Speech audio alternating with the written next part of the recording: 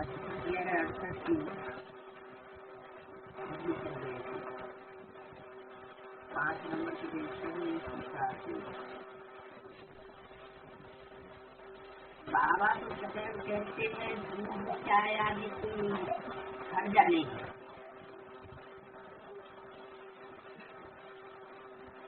जैसा जैसा समय ऐसे ऐसे युक्ति की करनी। बाप की याद से ही तुम सारे विश्व को पावन बनाते, तुम खाने पीने से सारे विश्व को पावन बनाने की बात नहीं है। लेकिन इसका मतलब ये नहीं कि योग बन भी नहीं है और खाते पीते भी उनका सीधा है, उनका क्या होगा और ये अवस्था नीचे गिर जाएगी। तो ठीक है कि याद से भोजन को भी शुद्ध बनाया जा सकता है, तो सारी दुनिया को भी पवित्र बनाया जा सकता है, 5 तत्वों को भी पवित्र बनाया जा सकता है, लेकिन उनको अवस्था भी चाहिए। तो जैसा जैसा समय ऐसे युक्ति से चलना। वृक्ष विहार में रहते आना जाना तो पड़ता ही है, कोई से काम भी निकालना होता है और किसी से काम निकालना है और उसको असंतुष्ट कर देंगे, कुछ भी खाएंगे पिएंगे नहीं, बहुत स्थित हो जाएंगे। जो काम निकालना है ईश्वरीय सेवा का वो काम नहीं हो पाएगा। तो बाबा का मना नहीं करते हैं कि किसका पानी भी नहीं पियो।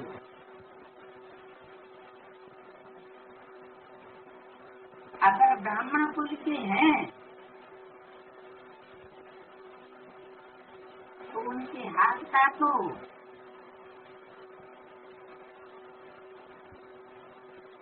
चलना चाहिए। ब्राह्मण कुल नहीं तो कमजोरी आ रही। ब्राह्मण अर्थात पवित्र, ब्राह्मण अर्थात जो बाप के वचन पर चलने वाला हो। ब्रह्मा मुख वंशावली है तो जो ब्रह्मा मुख से बोले वो करना पड़े।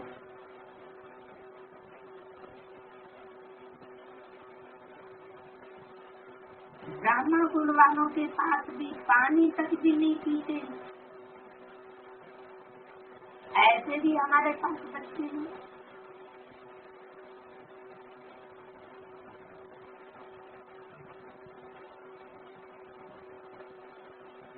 कहते हैं मैं ब्राह्मणी हूँ, हमने अपने हाथ से खाना बनाया है तो भी नहीं लेते।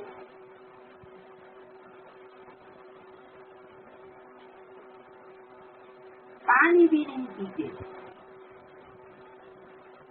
तो वह दिल में कितना नाराज होती होगी। इसको दुखी करते हैं, नाराज करते हैं। बाबा ऐसे थोड़े ही कहते हैं कि इसको नाराज करो।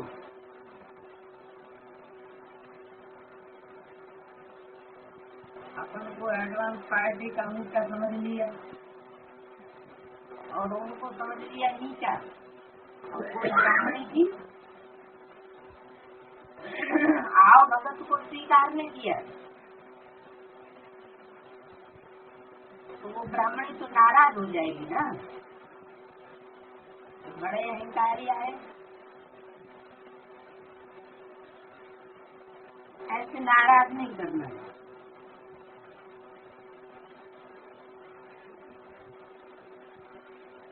अपन तो ब्राह्मण को भूषण है, उसको नाराज नहीं करना चाहिए। ऐसे भी बहुत अच्छे अच्छे हैं, बाबा के दिल पर चढ़े हुए हैं, वो भी नाराज हो पड़ते हैं। कहते हमने अपने हाथ से खाना बनाया है तो भी नहीं लेते, फ्रूट भी नहीं लेते, तो तू मत हुआ ना।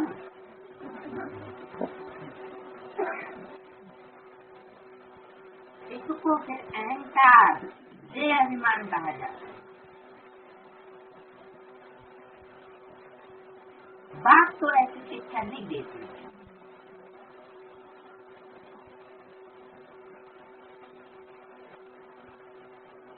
बाप तो कहते हैं जब व्यवहार में रहते जरूर ऑफिसरों के पास, दोस्तों के पास जाना पड़ेगा, वो ऑफर करेंगे,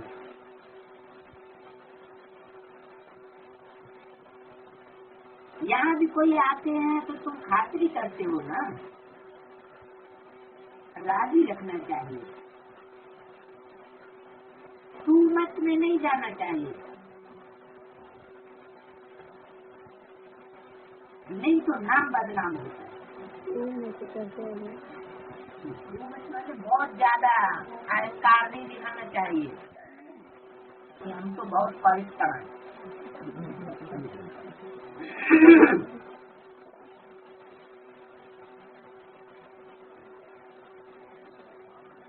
फिर निंदा होती है। ब्रह्मा कुमारी अब देखो कितना हट करती है।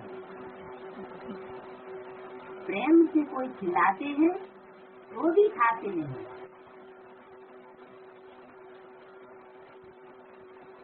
बाप भी खाते हैं, बच्चे फिर उनसे भी पीछे चले जाते।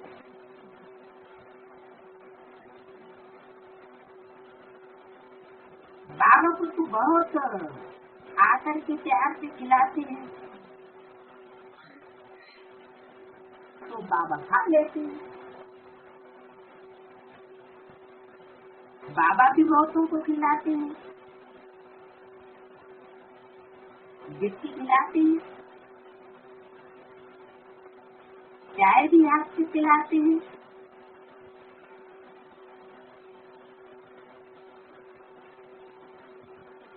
और इतने सब तो गिट्टी खा नहीं सकेंगे, चाय भी पी नहीं सकते हैं, किससे? बाबा। इसलिए फिर बंद कर दिया।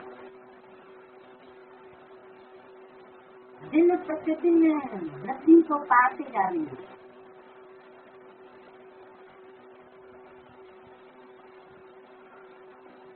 बाकी बच्चों रहना बहुत मीठा है, वो भी बात कहते हैं कि कभी एक दो को नफरत से नहीं देगा। बाप तो बच्चों के लिए कुछ भी कहेंगे, लेकिन तुम नफरत से कोई को नहीं देगी।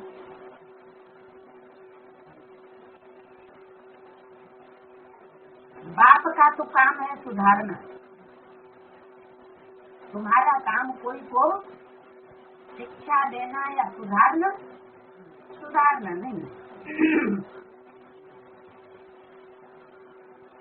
बड़े भाई का काम है छोटे भाई को सुधारना।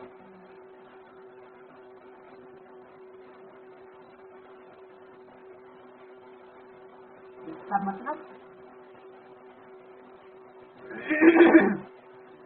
कोई किसी को सुधारता है तो वो अपने को क्या समझता है कि हम बड़े भाई, अपने मुंह में मिट्टू। कैसे पता चला कि तुम बड़े भाई हो, माला में ऊपर नंबर आने वाला है, और जिसको सुधार रहे हो वो उसका नीचे नंबर आने वाला है?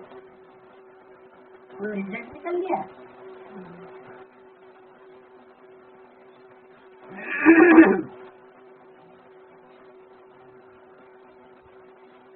तो बड़े भाई का काम है छोटे भाई को सुधारना, समझाना पड़े।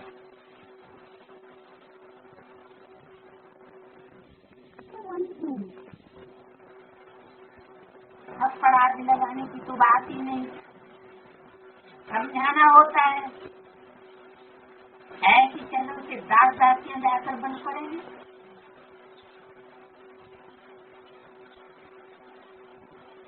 किसके लिए बताया?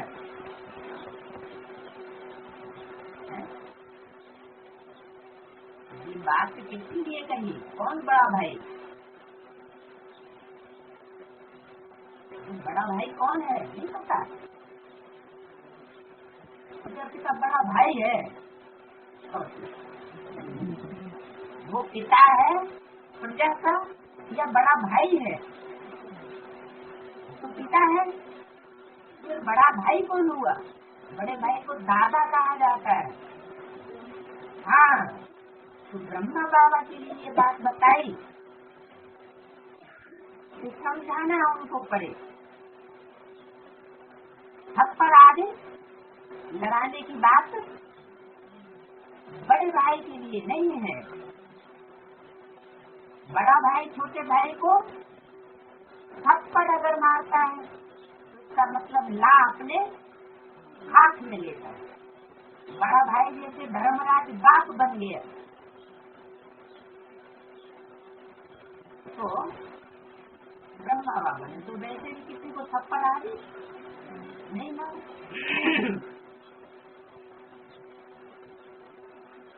तो बोलना है ला अपने हाथ में नहीं लेना। ला किसके हाथ में रहना चाहिए? बाप धर्मराज के हाथ में। किसी को दंड देना करना ये बाप का काम है, बच्चों का काम नहीं है।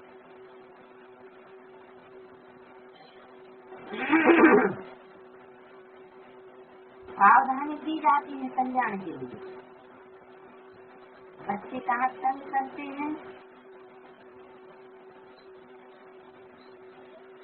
बच्चे हैं कहाँ तंग करते हैं, सुधारने के लिए थप्पड़ लगा देते।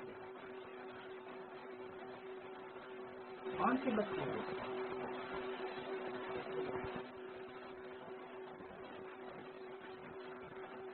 लौकिक बच्चे हैं, उनके लिए कहा कि अगर वो तंग करते हैं, मानते नहीं हैं, तो सुधारने के लिए उनको कब थप्पड़ लगाए सकते हैं।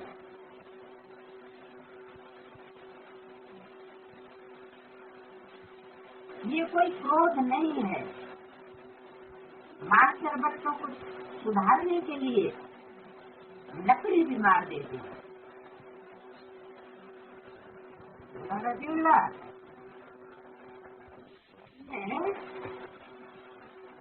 तुम्हारा अंदर से लक्ष्य कोई खराब लक्ष्य नहीं है। ये कोई पाप नहीं बना। मुझे अंदर से लक्ष्य है कि बच्चा सुधर जाए, तो ये भी क्रोध नहीं है। अब ये कोसा में लिखने की दरकार नहीं।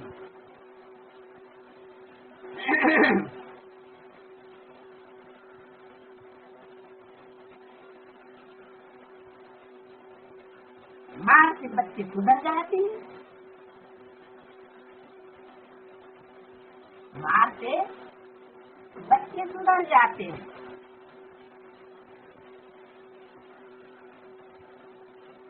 कोई खास आदत होती है तो मार से सुधर जाते हैं।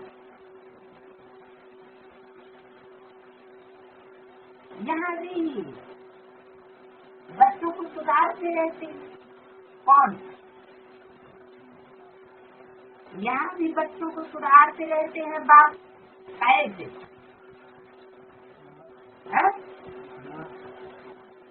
मार से। मार की बात चल रही है तो यहाँ भी बाप सुधारते रहते हैं बच्चों को। कैसे? मार से। बाकी बड़े भाइयों को पहले तो अपने को बड़ा भाई समझना नहीं, तो मारने की तो बात ही समझाना है। दूसरी बात, तो बड़ा भाई तो कौन है? ब्रह्मा।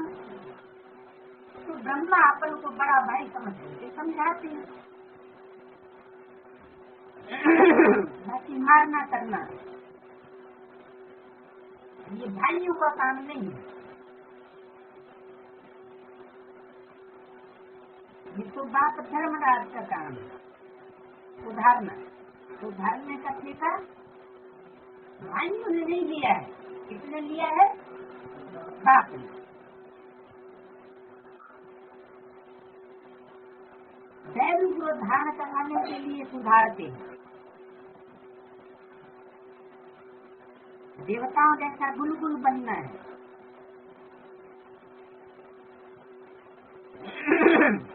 तो बच्चों को ऐसा शिष्ट नहीं होना है। क्या कहा? कैसा है शिष्ट? बच्चों को ऐसा शिष्ट नहीं होना है, माना कैसा है शिष्ट?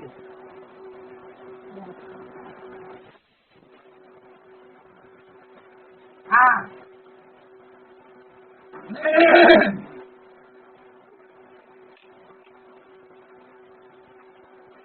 तो प्रजापिता आपके हिसाब से क्या है? चंद्रमा माता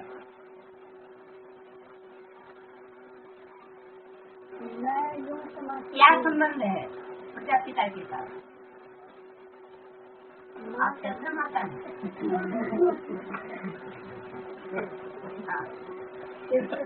प्रजापिता के साथ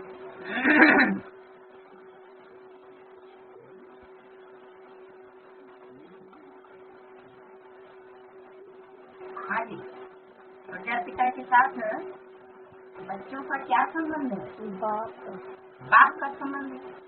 तो छोटा भाई बड़ा भाई होने की तो बात है ही नहीं, क्योंकि जो मनुष्य आत्माएं हैं उनका पिता है प्रजापिता। और ये पहचान किससे मिलती है? ये पहचान तो शिव बाबा आकर के देते हैं। बाबा एक मूल्य मिलता, बड़ा भाई और छोटा भाई सभी मिलते। तो था बड़ा भाई छोटा भाई, लेकिन बड़ा भाई किसको कहेंगे? जो मनुष्य आत्माएं हैं उनमें बड़ा भाई कौन और बाप कौन? बड़ा भाई तो ब्रह्मा। बड़ा भाई ब्रह्मा, इसीलिए उसका नाम क्या पड़ा? दादा। दादा किसको कहते हैं? बड़े भाई को दादा कहा जाता है। और बाप तो बाप है, तो बाप और दादा। अभी तक ये समझते थे कि बिंदु ही हमारा बाप है, लेकिन जब ब्राह्मण है तो ब्राह्मण साकार हुए ना, तो साकार ब्राह्मणों का बाप भी साकार होगा, तो वो प्रजापिता, वो बाप। और जो बड़ा भाई है सबसे आगे आगे पढ़ाई करने वाला वो ब्रह्मा, तो वो दादा हो गया।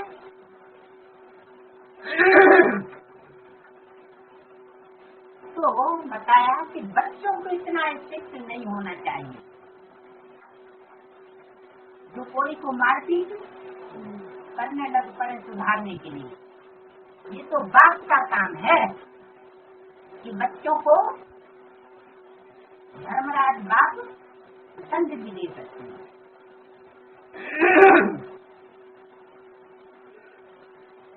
तो बच्चों के स्ट्रिक्ट नहीं होना चाहिए जिससे कोई नाराज हो जाए। ब्राह्मण है तो खाने करने में कोई हर्जा नहीं। अगर ऐसे स्थित रहेंगे तो फिर बुला देंगे कैसे? क्या सर्विस करने जाते हैं और बहुत स्ट्रिक्ट रहते हैं, तो फिर वो दोबारा बुलाएंगे ही नहीं।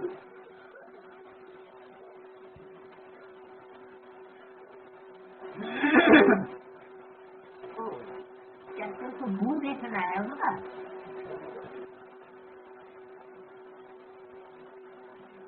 ये अच्छा नहीं है। अच्छा, रूहानी बच्चों को रूहानी बाप दादा का याद क्या है? Good morning.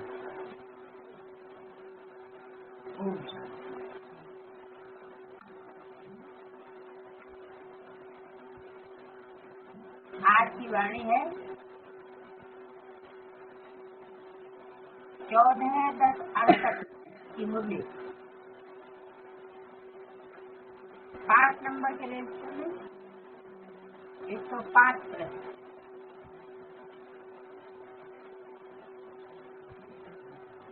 रूहानी बाप बैठ रूहानी बच्चों को समझाते हैं।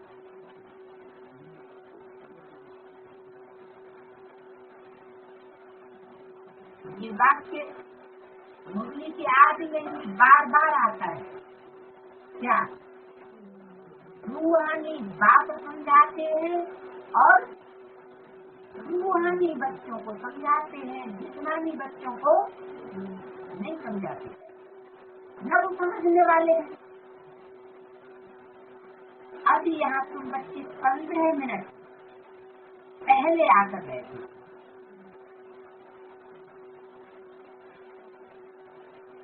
15 मिनट पहले, काहे से 15 मिनट पहले?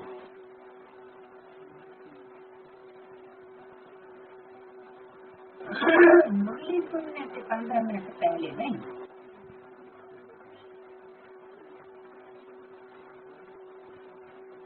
याद में 15 मिनट आकर पहले बैठे थे।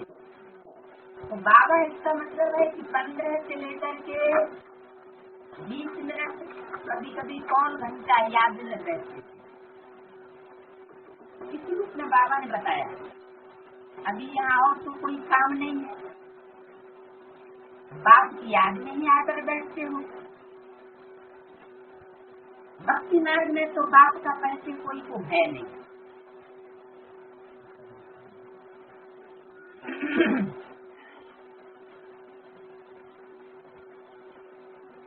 यहाँ तुमको बाप का परिचय मिलता है।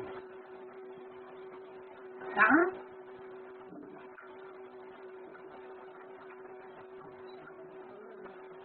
संगम युग में। तो असली संगम युग कहाँ है?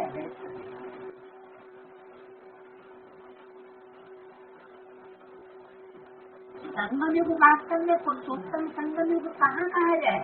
कौन से स्थान पर पुरुषोत्तम संगम युग है? मधुबन में ही संगम युग मुरली में बताया है।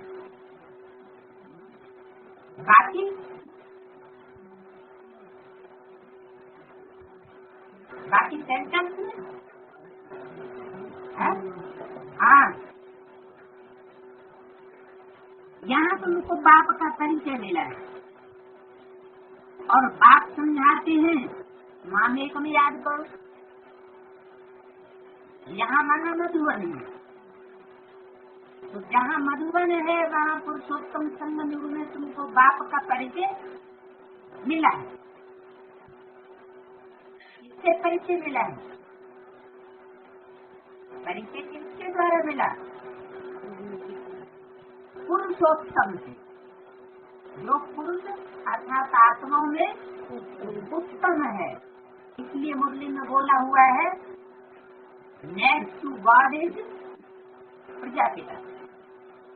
नेक्स्ट टू गॉड शंकर को भी बोला, तो नेक्स्ट टू गॉड कृष्ण को भी बोला है।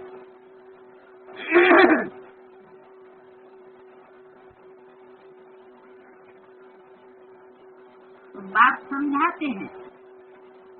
अब माँ एकम याद करो, मैं तुमको सभी पापों से मुक्त कर दूंगा। जो समझाने वाला है वो क्या कहता है? मैं तुम्हें सभी पापों से मुक्त कर दूंगा। मैं तुम सभी बच्चों का बाप हूँ।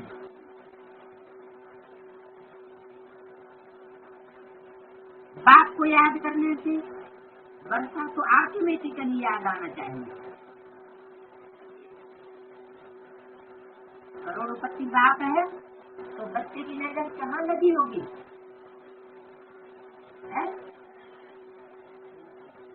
करोड़ रुपए पर। अरबपति बाप होगा तो बच्चे की नजर अरब के ऊपर लगी होगी। तो यहाँ बाप को याद करने से वर्षा तो ऑटोमेटिकली याद आना चाहिए। यहाँ बाप क्या है?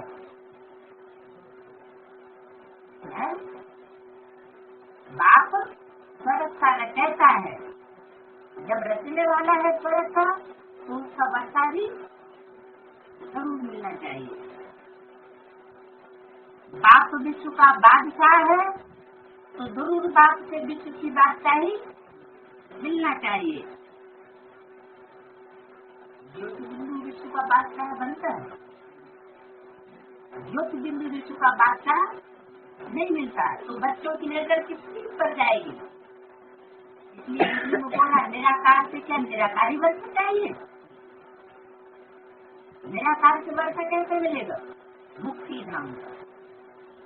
निराकार को याद किया सिर्फ निराकार, तो मुक्ति धाम का वर्षा मिल जाएगा। बाकी विश्व की बादशाही का वर्षा नहीं मिल सकता।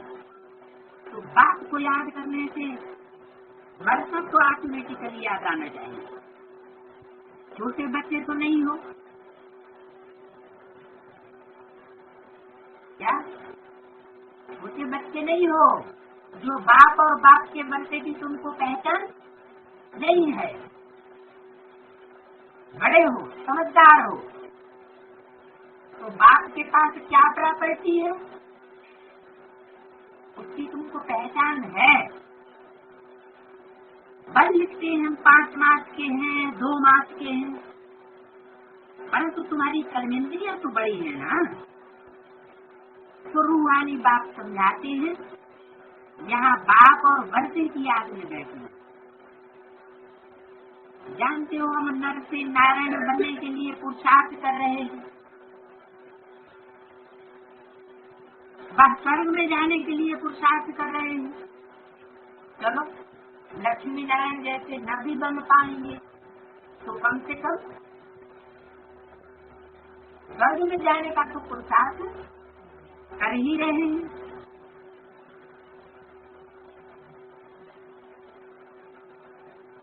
तो बच्चों को नोट करना चाहिए, हम यहाँ बैठे कितना समय बाप को याद किया। लिखने से बाप समझ जाएंगे, कौन सी बात लिखने से समझ जाएंगे। साकार बात की बात कही जिससे वर्षा लेना है, तो तुम्हारे लिखने से बाप समझ जाएंगे। पहले तो ये समझ जाएंगे ये झूठा लिख रहा है कि सच्चा लिख रहा है। क्यों? सारे पोतामेल की तालमेल देख करके, तुम्हारी रोज की चलन देख करके पोतामेल का झूठा सच्चापन भी पता लग जाता है। और दूसरी तरफ जब पता लग जाएगा कि तुम्हारा ऐसा पोतामेल है, तो समझ जाएंगे कि ये क्या पद पाने वाली है। तो लिखने से बात समझ जाएंगे, ऐसे नहीं सुप्रीम सोल सिर्फ समझ जाएंगे लिखने से, तो जानता ही है।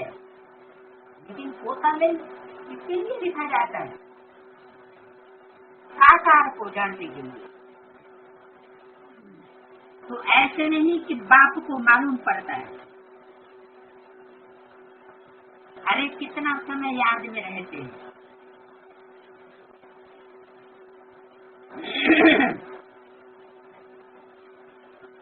तो वह हरेक अपने चार्ट से समझ सकते हैं हम कितना समय याद में बैठे। बाप को याद करना है। बुद्धि कहाँ और तरफ चली तो नहीं गई, देखना है। ये भी बुद्धि में है, अभी बाबा आवेंगे।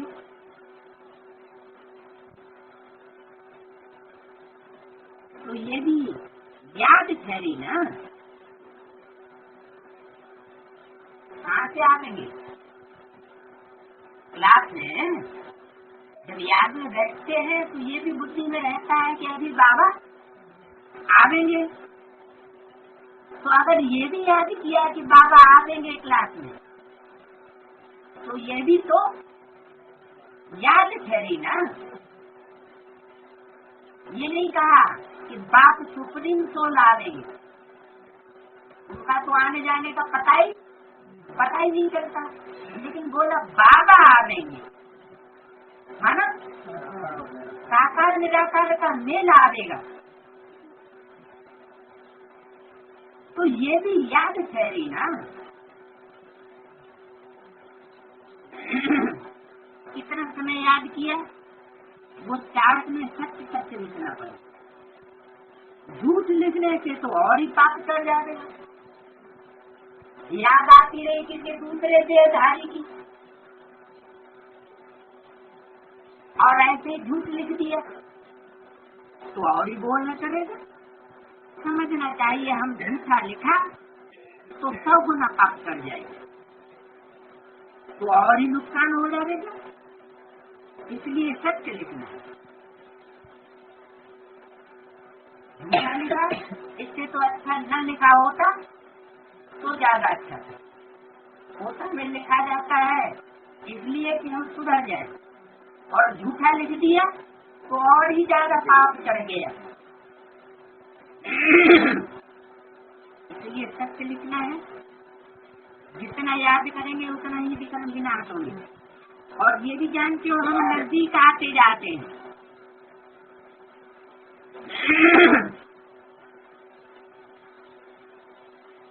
इसके नजदीक आते जाते हैं। हाँ, बाप के स्वभाव संस्कार के संकल्पों के नजदीक आते जाते हैं। आखिरी जब याद पूरी हो जाएगी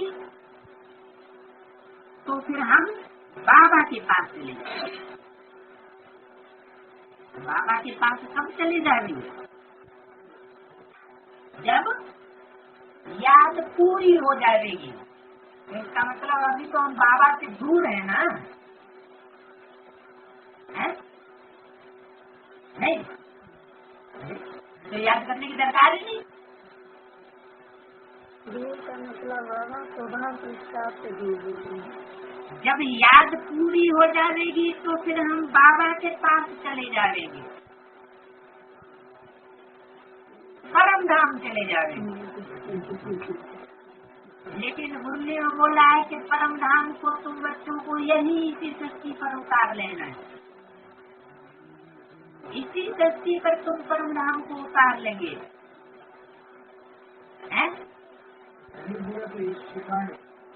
इस ठिकाने कंपनी में है।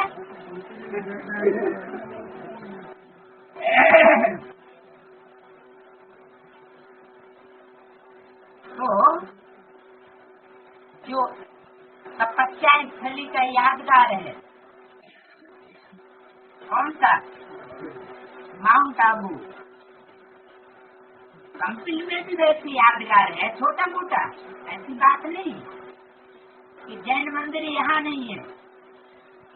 जैसे वहाँ 2 मंदिर हैं, एक ऊपर वाला एक नीचे वाला, एक काली मूर्तियों का एक सफेद मूर्तियों का। ऐसे यहाँ भी नीचे वाला सफेद मूर्तियों का, ऊपर वाला काली मूर्तियों का मंदिर है। मूर्ति तो वो ही है। दिलवाड़ा मंदिर कहा जाता है तो जैन मंदिर ही, लेकिन वो बड़ा है और ये छोटा है। क्योंकि वो ब्राड मधुबन है और ये मिनी मधुबन है। तो आखिरी जब याद पूरी हो जाएगी तो फिर हम बाबा के पास चले जाएंगे। तो बाबा कहाँ का वासी है? परम धाम का वासी। परम धाम का वासी का मतलब है? तो फिर अभी ये तो मिली हो गया। परम धाम तो बड़े से बड़ा होता है। तो जहाँ आत्मिक स्टेज में रहने वाले सारे बच्चों का संगठन इकट्ठा हो जाए उसे कहेंगे बात का घर।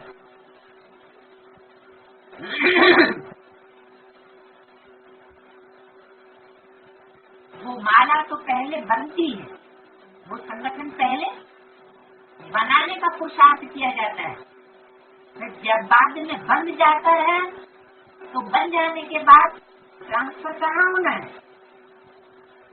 प्रार्थ मधुबन, वही का यादगार है। परम धाम में जो ऊपर आत्माएं बैठी हुई है 3 लोक के चित्र में, वो धर्म पिताओं का ग्रुप अलग है, अपने अपने धर्मों पर। तो कोई उनको परम धाम की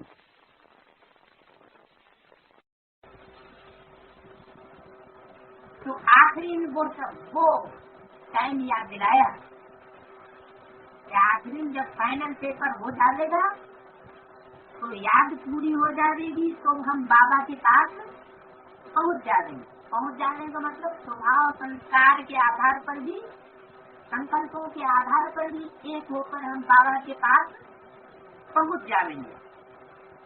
अभी बाबा के पास तो है, लेकिन अभी संकल्पों में समानता नहीं है। जो बाप का संकल्प वही हर बच्चे का संकल्प हो, ऐसा अभी कोई संगठन नहीं है।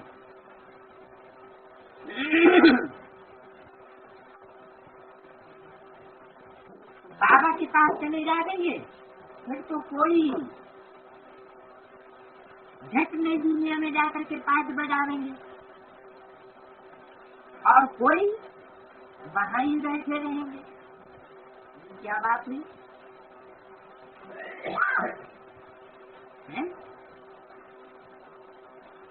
कोई वहां क्यों बैठे रहेंगे और कोई झट नई दुनिया में जाके पाठ क्यों बजावेंगे? किस बात में नंबरवार? ऐसी क्या बात है जो वो वहीं बैठे रहेंगे मुक्ति धाम में और दूसरे जाकर के वहाँ नई दुनिया में स्वर्ग में पाठ बजावेंगे?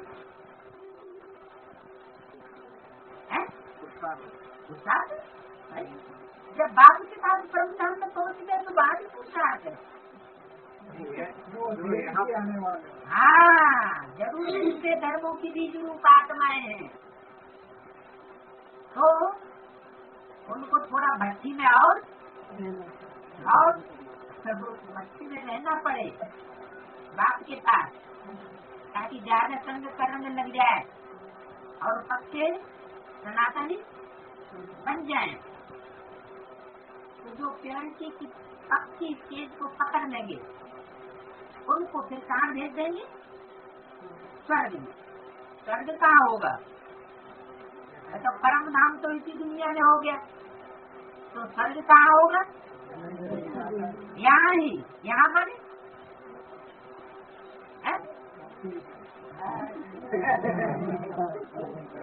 हाँ जी, दिल्ली में।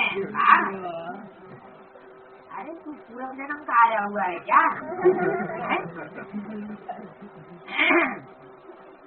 दादा की उम्र तो ज्यादा हो गई। कितनी उम्र होगी आपकी? उम्र तो 50-60 से ऊपर पहुंच गई होगी। हाँ, इसीलिए बुद्धि में बात नहीं आ रही है, इसमें सेलेक्ट कैसे कर ली। लेकिन आप भी प्रजापिता के साथ तो जरूर रहे होंगे पूर्व जन्मों में, नहीं तो इतना ज्ञान कैसे नहीं कर सकते? अच्छा तो कोई तो वहाँ ही बैठे रहेंगे परम धाम में, बाप के पास वहीं बैठे बैठे तपते रहेंगे।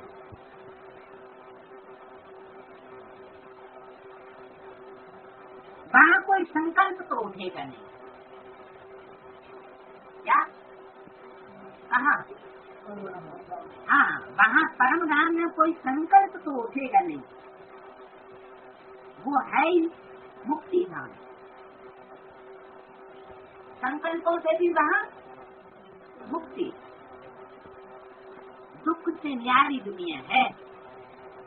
सुख धाम में जाने के लिए तुम पुरुषार्थ कर रहे हो,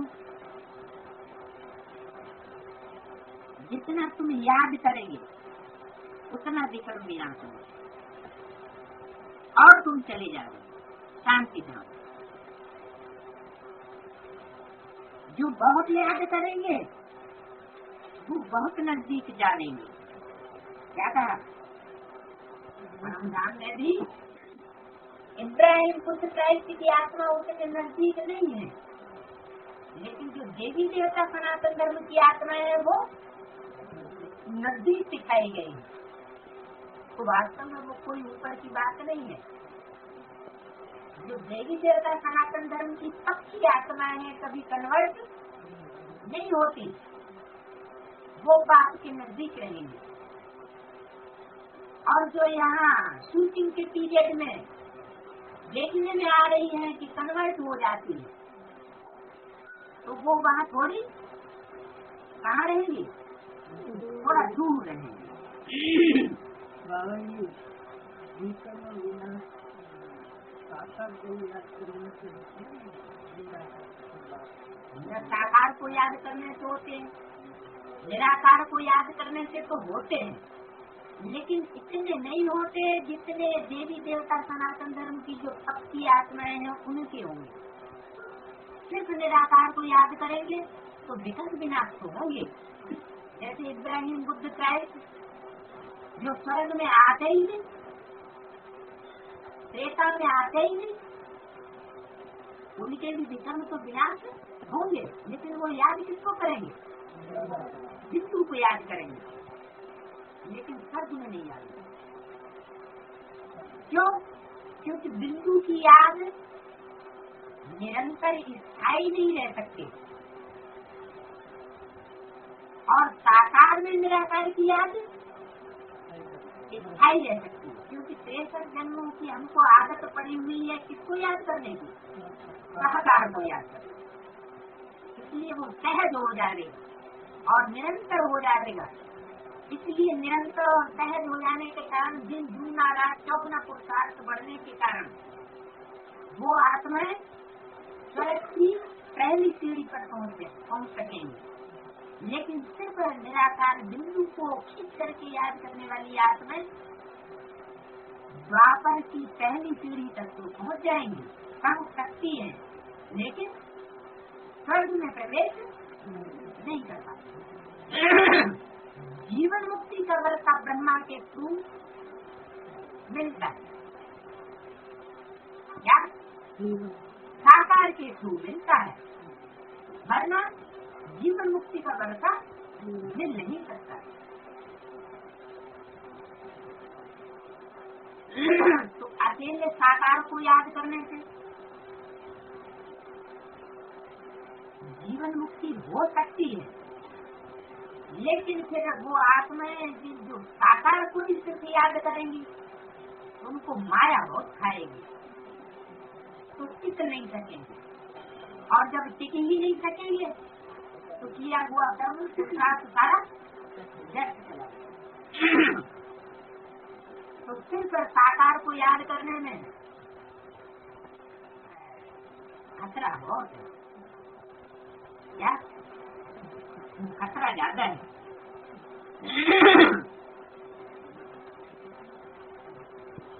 जो बहुत याद करेंगे तो नजदीक आवेंगे, उनकी ज्ञान की धारणा भी अच्छी होगी।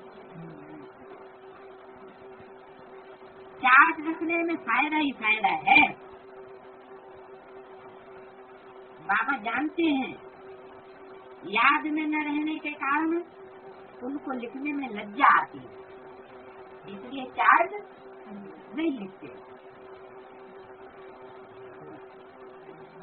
उनको लज्जा आती रहती है कि बाबा क्या कहेंगे, कहीं मुरली में न सुनाए दे, मुरली में सुनाए देंगे।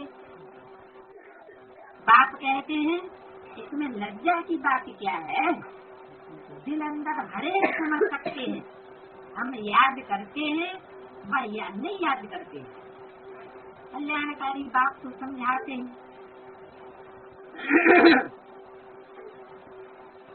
नोट करते रहो तो इससे कल्याण होगा। जब तक बाबा आवे इतना समय जो बैठे इसमें याद कितनी रही,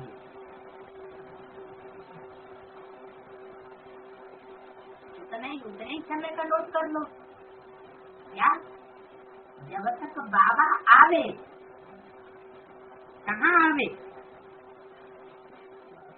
हाँ, जब तक बाबा आवे, मानो 1 घंटे के लिए आया, तो इतना समय जो बैठे इसमें याद कितना रही बाबा की, और बाहर की दुनिया में बुद्धि कितनी भटकी, यानी दूसरे किसी देहधारी को कितना याद किया। तो बाहर बुद्धि नहीं भटकती है, लेकिन बाबा के सामने जो बच्चे बैठे हैं उन्हीं में से किसी देहधारी की याद करती रहे और बाबा की मुरली में सो जाए, ये भी तो हो सकता है।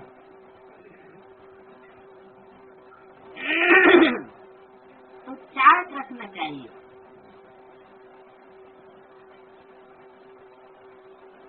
याद का चार्ट कैसे रहता है? जब बाबा आते हैं तो चार्ट कैसे रहता है? फर्क देखना चाहिए। क्या फर्क देखना चाहिए? इतने समय बाबा रहे और इतना समय हमने याद किया, तो कितना फर्क पड़ा, कितना अंतर पड़ गया। कुमार कुमारी की सगाई होती है तो दिल में 1-2 की याद ठहर जाती है, फिर शादी होने से और ही याद पक्की हो जाती है। सगाई हुई तो दिल में आता रहेगा कि हम पति के घर जाएंगे और यह करेंगे, तो याद ही है। ज्ञान मिला, निश्चय तो हो गया, दूर बैठे भी बिना फोटो देखे भी निश्चय तो हो जाता है, सगाई तो हो जाती है। लगन तो लग गई, क्या स्मृति का टीका तो चढ़ गया। कन्या का मिसाल दिया कि कन्या के दिल में आता रहेगा कि हम पति के घर जाएंगे, यह करेंगे, क्या दिल में आता रहेगा कि यह करेंगे। तो ऐसे ही बच्चों के दिल में भी आना चाहिए, क्या कि बात को हमने पहचान लिया, या जब किसी भी संबंध से जान लिया, पहचान लिया, तो उस संबंध की अनुभूति अब हम लेंगे।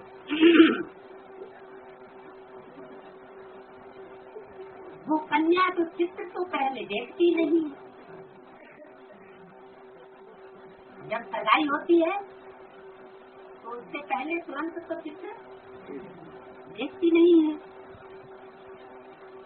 बिगड़ देखे समझ जाते हैं हमारी सगाई हुई है।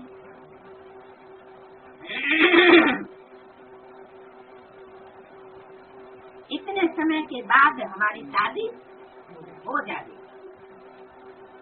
एक बार देखा तो फिर वह सूरत भी अंदर छप जाती।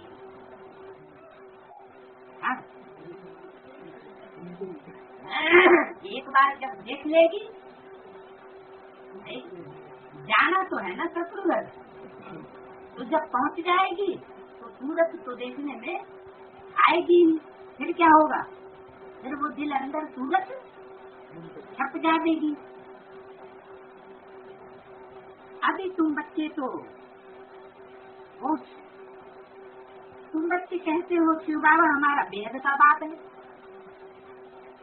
तुम तो कहते हो शिव बाबा हमारा बेहद का बात है, बल देखा नहीं है परंतु बुद्धि से समझ सकते हो वह बात ही है। संबंध से न्यारा नहीं है, क्या संबंध से न्यारा नहीं है। मनुष्य तो कहते हैं वह बेअंत है, नाम रूप से न्यारा है, लेकिन उनको तो पता नहीं है उसका तो नाम भी है और उसका रूप भी है। अच्छा, फिर नाम रूप से न्यारा है तो पूजा क्यों करते हो? नाम रूप से न्यारे की पूजा कैसे हो सकती है? उसको तो याद किया जा सकता है। बिंदु को क्या करेंगे? बिंदु को तो याद कर सकते हैं। अगर उसका नाम रूप है तो जरूर देखने में भी आएगा, तो संबंध जुटेंगे।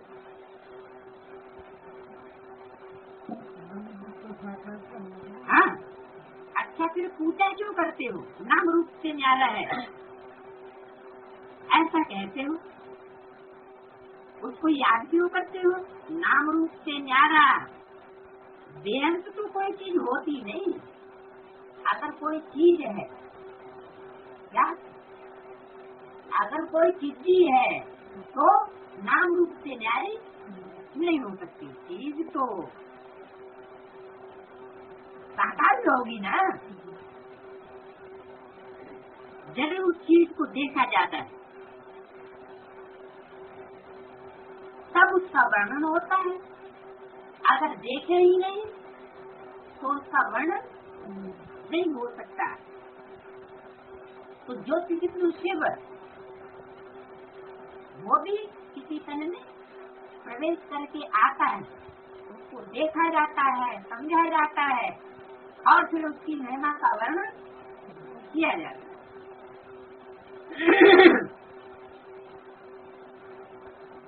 आकाश को भी देखते तो है ना, बेअंत कहने सके। भक्ति मार्ग में भगवान को याद करते हैं, भगवान को बेअंत थोड़ी याद कहेंगे। बेअंत नाम रूप से न्यारा कहने से तो वह याद भी नहीं पड़ सकता। या अगर उसको बेअंत कहते हैं, नाम रूप से न्यारा कहते हैं, तो उसकी याद भी नहीं आ सकती। ये भगवान कहने से झट उनकी याद आती है, तो जरूर कोई चीज है। अभी तुमको मालूम पड़ा है वो हम आत्माओं का बाप है। आत्मा को भी जाना जाता है, देखा नहीं जा सकता।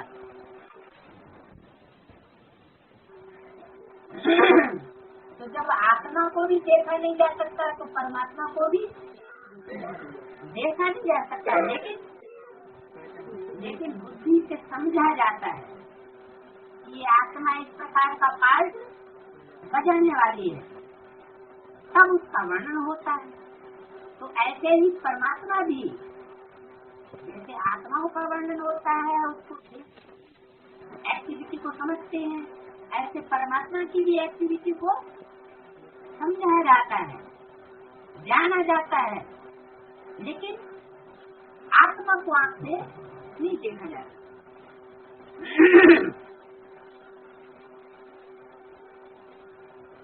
सभी आत्माओं का एक ही बात है, उनको भी जाना जाता है।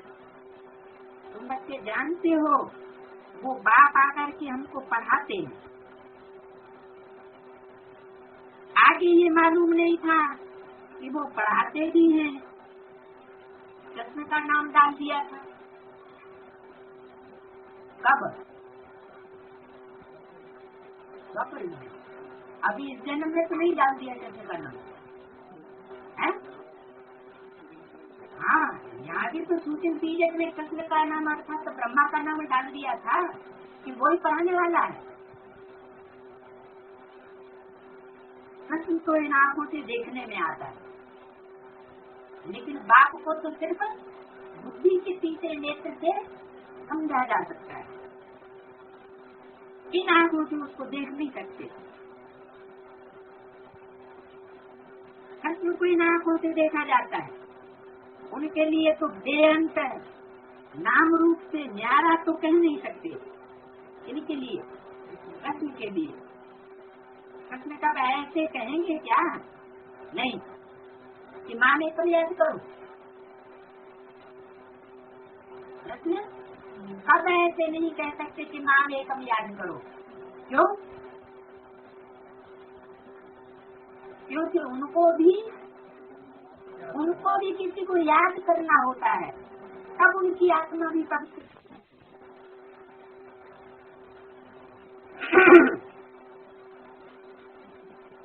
ये तो संभव है ना, उनको भी बाबा नहीं कहेंगे।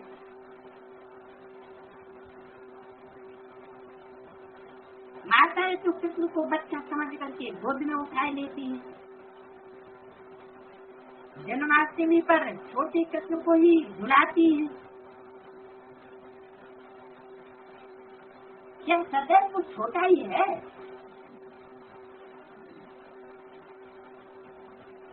फिर रास विलास भी कराते हैं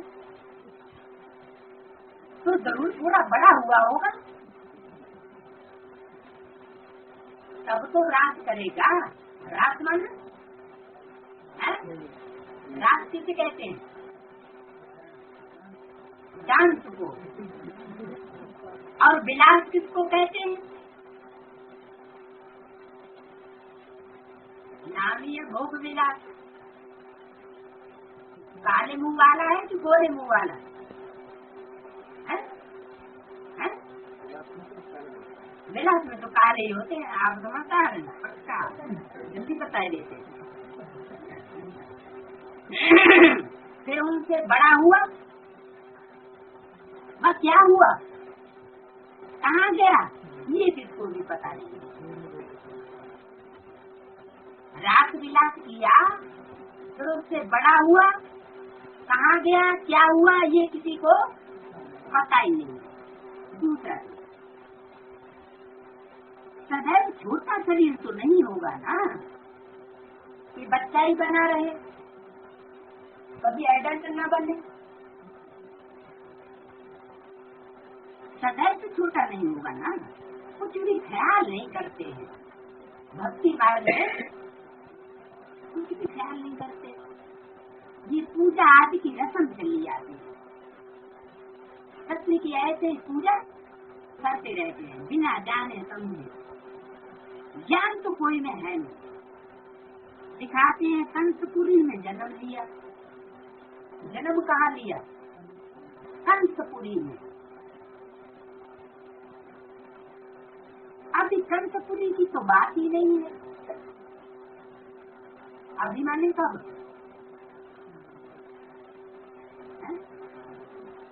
माउंट आबू अभी कहेंगे।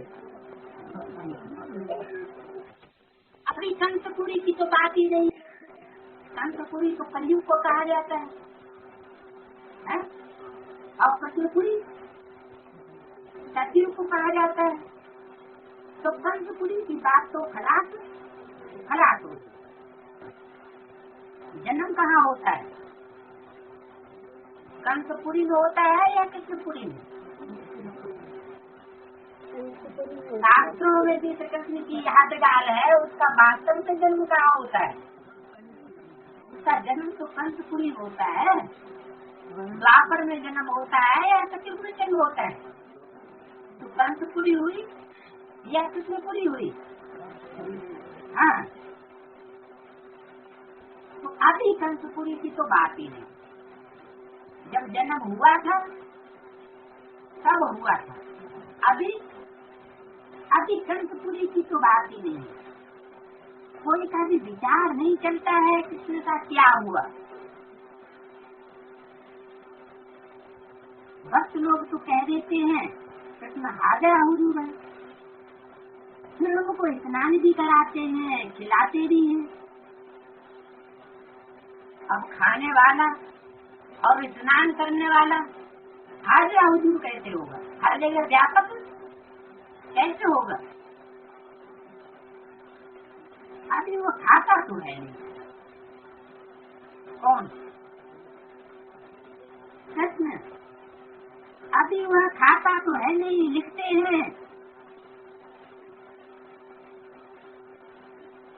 हाँ, नहीं रखते हैं मूर्ति के सामने और खुद ही खा जाते हैं। भोग लगाते हैं तो रखते हैं मूर्ति के सामने और खुद ही खा जाते हैं।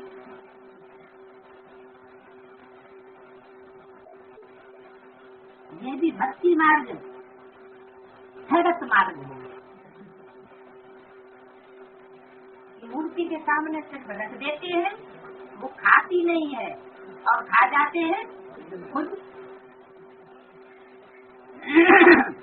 श्रीनाथ जी पर इतना भोग लगाते हैं, वो तो खाता ही नहीं है।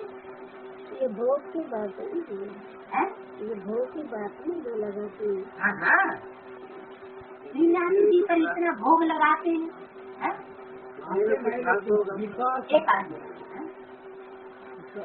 स्वीकार करते हैं। क्या स्वीकार करते? स्वीकार करना मन ले लिया ना, है? काय के लिए ले लिया?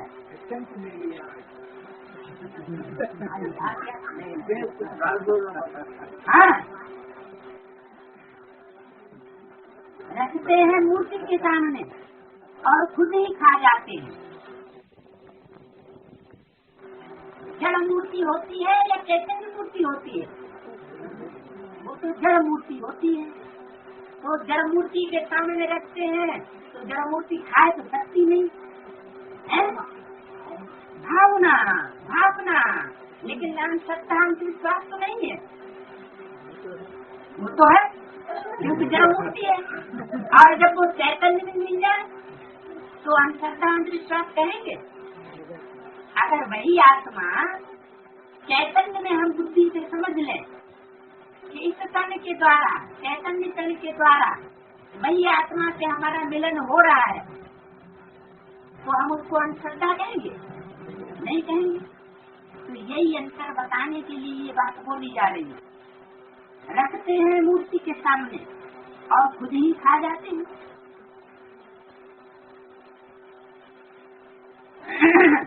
ये भी भक्ति मार्ग सड़क मार्ग हो गया। मूर्ति के सामने रखना और खुद खा जाना, और चैतन्य हो तो उसमें कोई सड़क मार्ग की बात नहीं। श्रीनाथ जी पर इतना भोग लगाते हैं, वो तो खाता नहीं है। खाता कौन है? बच्चे पुजारी और भक्त लोग खा जाते हैं, खुद ही खा जाते हैं। इस पर तुम्हारा गीत भी है। देवियों की पूजा में भी ऐसे ही होता है। देवियों की जड़ मूर्ति को खिलाते हैं,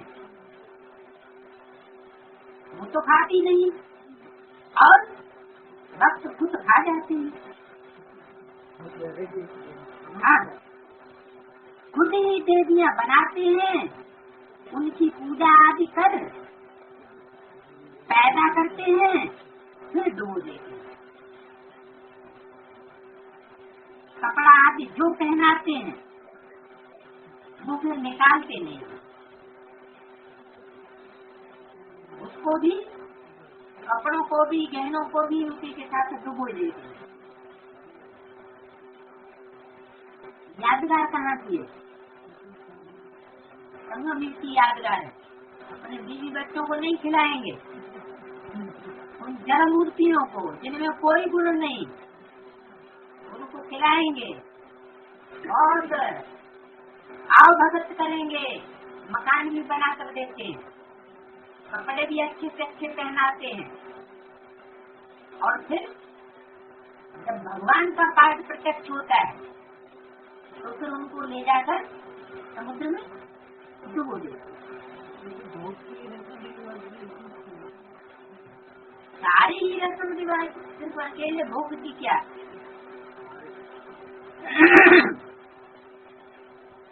सजी सजाई ही डुबो देते हैं। क्या? सजी सजाई ही डुबो देते हैं, ऐसे नहीं कि उनका कपड़ा उतार कर डुबोते हैं। कपड़ों के साथ ही डुबो देते। फिर वहाँ तो बहुत रहते हैं, जिसको जो हाथ आया वो उठा ले। क्या? वहाँ है बहुत लेने वाले। हाँ, डुबोते समय तो जिसको जो हाथ आया उसने हथियार दी।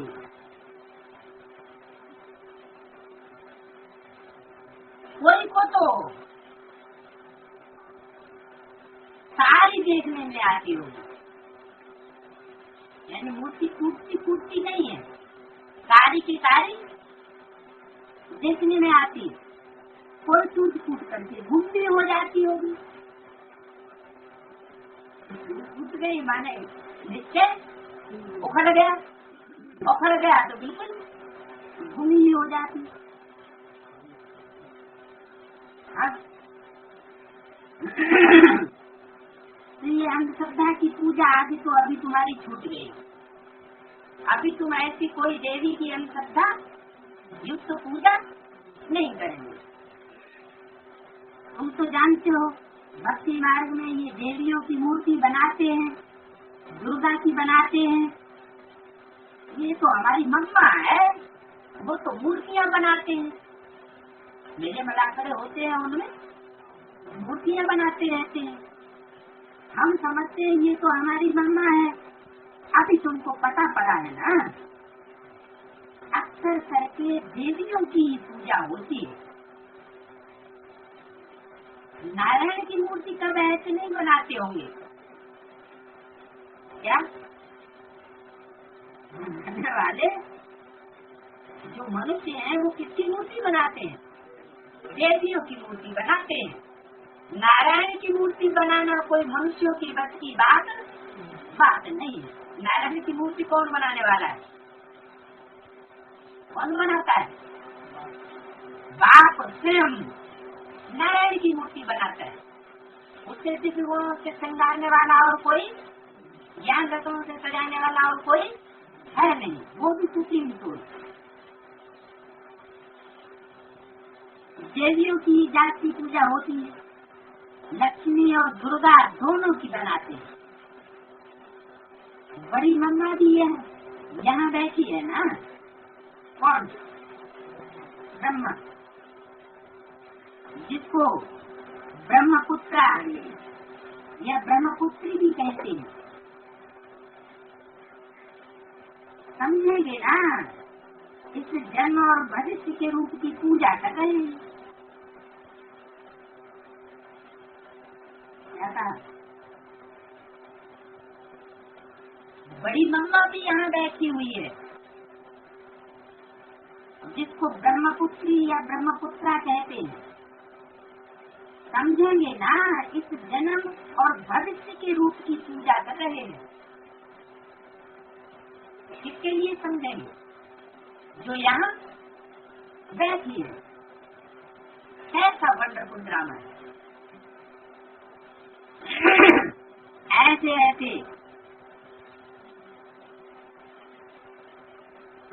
ऐसी बातें शास्त्रों में तो आ नहीं सकती समझाने के लिए। इन बातों का रहते तो बातें ही समझाते हैं। तो ये है प्रैक्टिकल एक्टिविटी। तुम बच्चों को अभी ज्ञान है इस बात का, भक्ति मार्ग का भी तो ज्ञान मार्ग का भी। समझते हो सबसे जास्ती चित्र बनाते हैं आत्माओं के। सबसे जास्ती चित्र किसके बनते हैं? आत्माओं के। कौन से चित्र हैं आत्माओं के? शालिग्राम। रुद्र यदि रचते हैं तो अलग अलग शालिग्राम बनाते हैं।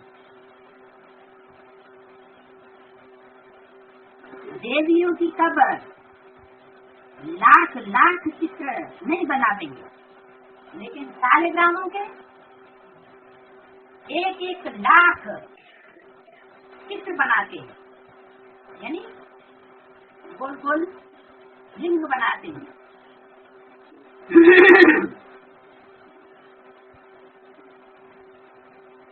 वो तो जितने पुजारी होंगे उतनी ही देवियां बनाते होंगे,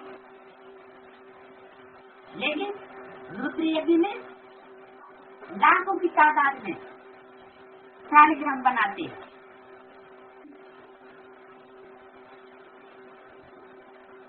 देवियों की हर एक बनावेगा तो एक एक ही बनावेगा।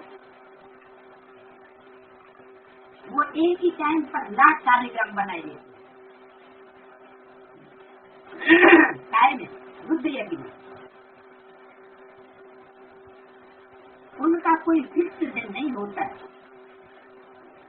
बनाने का कोई मूल कार्य नहीं होता है, वो शालिग्राम तो बनते ही रहते हैं।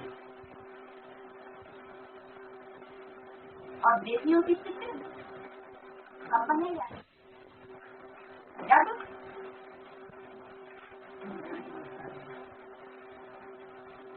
जब 9 देवियों का दिन होते हैं तब, यानी उनकी खास समय पर पूजा होती है।